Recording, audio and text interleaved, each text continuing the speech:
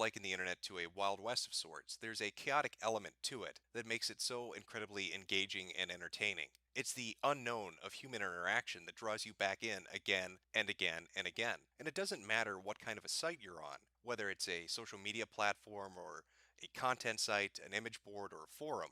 It's that unknown element of interacting with another person from a different walk of life that is a major part of the appeal. You don't know what they're going to do, what they're going to say, what they're going to link to. It's completely and utterly random from your perspective. And there's an excitement about that that's integral to what the internet is. It's integral to human interaction at its core. And for a long time, the internet's been like that. But we've seen a shift take place over the last 5 or so years from what the internet was into what it's going to be, into this Frankenstein Orwellian nightmare that's awaiting us just around the bend. You've already seen small glimpses of where it's going, but I think it's important to talk about what the hell really is happening right now and what it means for the next decade. Because if you really don't start to pay attention at this point, you're never going to get it back. The situation most of us find ourselves in at the moment is what I like to call the result of a serendipitous conspiracy. It's not that a group of people got together and decided this is the end goal, this is what we're going to do, but rather that groups of people with similar interests in mind saw one another working towards that goal and threw their weight behind one another.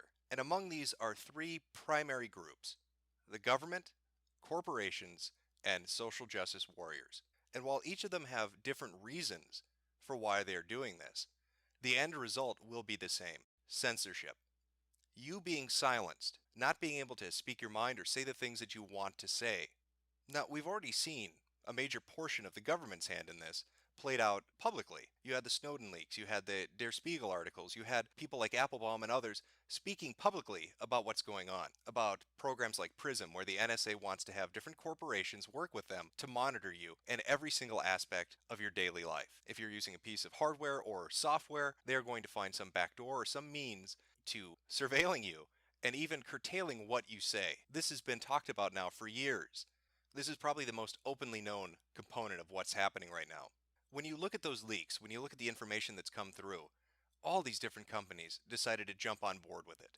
They didn't care about your rights. They didn't care about free speech. They just did what Big Brother told them to do. Apple, Google, Microsoft, every single one of them decided to fuck you as hard as they could without really giving any consideration on whether you'd like a little lubrication before the anal. They just don't care. A lot of people seem to think it's just software related, or it's just an internet service that's being compromised somehow. No, it's your hardware too. Listen to this excerpt that Applebaum talks about. I want you to really listen to this to get an idea of just how utterly fucked you are in regards to what the government is doing right now. This is an implant called RageMaster. It's part of the Angry Neighbor family of tools, where they have a small device that they put in line with a cable in your monitor, and then they use this radar system to bounce a signal. This is not unlike the Great Seal Bug that Louis Theremin designed for the KGB. So it's good to know we finally caught up with the KGB, but now with computers. They send the microwave transmission, the continuous wave, it reflects off of this chip, and then they use this device to see your monitor. Yep. So there's the full life cycle. Here's the same thing, but this time for keyboards, USB and PS2 keyboards. So the idea is that it's a data retroreflector. Here's another thing, but this one, the Tawdry Yard program, is a little bit different. It's a beacon. So this is where probably then they kill you with a drone. That's pretty scary stuff. They also have this for microphones to gather room bugs. For room audio, notice the bottom, it says, all components are common off the shelf and are so non-attributable to the NSA, unless you have this photograph in the product sheet. Now that's the government. That's just one of the three groups, and their rationale for this is security.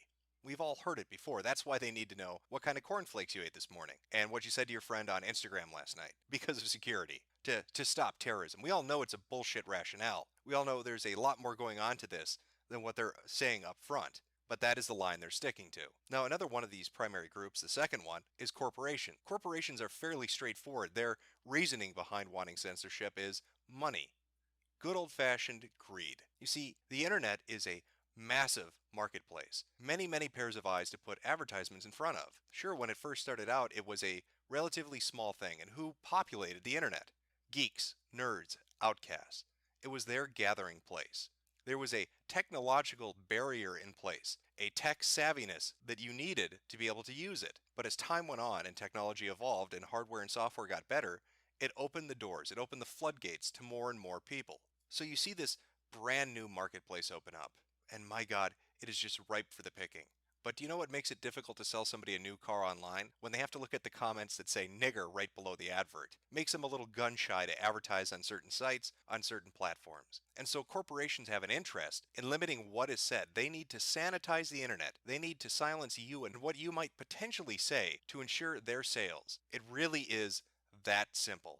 They make more money the more mainstreamed and sanitized the internet is. The more control they have over it, the greater their profits. That's part of why you see things like the Trans-Pacific Partnership, the TPP agreement. Look at what was in that regarding copyright and trademark law, what it allowed corporations to do in regards to governments and individuals. It is a way for them to control and to sanitize the internet to ensure that they make even more money. So you've got the first group that's doing it for security, and the second group that's doing it for greed.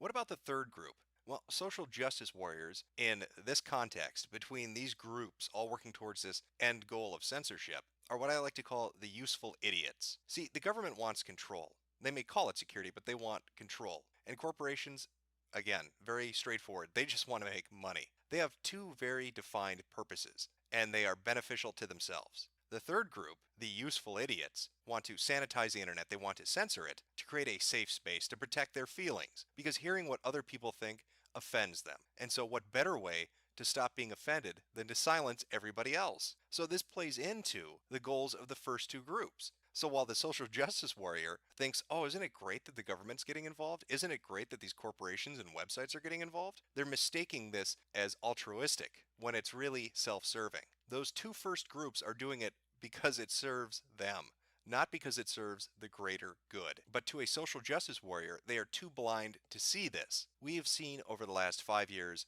specifically from this one group, these SJWs, a push to censor everything. Can you name one website that does not now have an amended terms of service agreement about what you can say, what kind of avatar you can use, what kind of name you can use? Facebook has proper pronouns. Twitter now shadow bans you. YouTube now restricts the content you can upload. League of Legends is getting rid of people they deem toxic. It doesn't matter what platform it is. They have influenced all of them, and it is always the same people. Notice who went before the UN, who was at the Google Talks, who is friends with people that work at Twitter. It's the same names that pop up again and again and again. People like Anita Sarkeesian, Zoe Quinn, Randy Harper. These are names that are attached to this movement, and it's sold to you as being for your benefit. They're going to make the mean, evil, icky people go away. Somebody said nigger, get rid of them. Somebody said kike, get rid of them. And to you, that may sound great, but their offense doesn't end there. It's not just people that say outrageous speech that offends them. It's people that hold positions that disagree with their positions or who don't uphold their own viewpoints that need to be censored and silenced. You don't call yourself a feminist? We need to get rid of you. You disagree with my viewpoint on white privilege, on systemic racism? You disagree with my ideology? You need to be silenced. Because clearly, you're a misogynist, you're a bigot, you're a homophobe, you're transphobic, you're a cis pig. And yet these are the people that are in positions of power to sway those that have massive platforms and decide policies going forward. To them, this is great. Censorship is the ultimate hug box. When everybody's silent, nothing bad ever gets said. They are useful idiots. Look at the interplay that takes place between these different distinct groups and how their actions benefit each other. Take Twitter, for instance. Right now, there's discussion going on that Twitter is shadow banning people, that they're essentially limiting your ability to speak out and be heard. And it's really an insidious approach. Rather than outright ban you or get rid of you and risk you creating another account, they limit the ability of your tweets to be read by anybody else. They black hole it for 24 hours. So if you say something that's important, it's topical, it's on point, and it's in the moment, nobody's going to hear about it for a day. What's the effect of that? Well, one, it makes you think nobody cares. Two, it dissuades you from even talking about it again. And three, it limits the impact of the information. Now, who does this benefit? Well, it benefits all three. Firstly, it benefits the government. Why would this work for the government? Look at groups like Occupy Wall Street. Their ability to have an impact is their ability to get information out quickly is their ability to swarm that information to many, many people. If you can make it so they can't do that, you've cut the legs out from under them. For corporations, this is great too. They make a screw up, they do something stupid, nobody's going to be hearing about it for a day. The longer they can delay that backlash, the less of a backlash there's going to be. For social justice warriors, it's even better. It makes their critics think that nobody cares what they have to say. It limits their ability to respond. And by creating a wall of silence, a veil of silence, it makes it look like the social justice warrior's voice is the loudest because it's the only one being heard. And all three of these groups are selling this to you like it's for your benefit. And maybe you're on board. Maybe you think this is the right approach. Maybe you want all the bad, icky people to go away, all the hate speech to disappear. Maybe you don't want free speech, you want safe speech. Now you might say, Jim, you're an asshole. I've looked at your videos. You say horrible things. I've heard you make racist and sexist comments. You've made fun of people. You've trolled people. Why should anybody care what you have to say? Well, you should care because when my form of extreme speech is gone, yours becomes the extreme speech. It is on a downward spiral towards the lowest common denominator. They will find more and more things to be offended by, and they love to be offended. And these perpetually offended people are the ones that want to dictate to you what you can or can't interact with, what is acceptable or unacceptable. They're not asking for your input on it. They're making that decision for you. And that's probably the most offensive part of it all. They think you're too incapable of dealing with that on your own because that's how they've been raised. They think others aren't capable of making these decisions on their own. They don't think you're adult enough to decide what a good or bad interaction is and how to deal with it. So they make that choice for you. And then they claim it's for your benefit. But at their core, they are useful idiots. And I think the saddest thing about all of this is that if the internet is like the Wild West, we're never going to get our moment at the Alamo. We're never going to have that last stand because it's going to be hard to rally together if you can't even hear the gunshots being fired in the distance.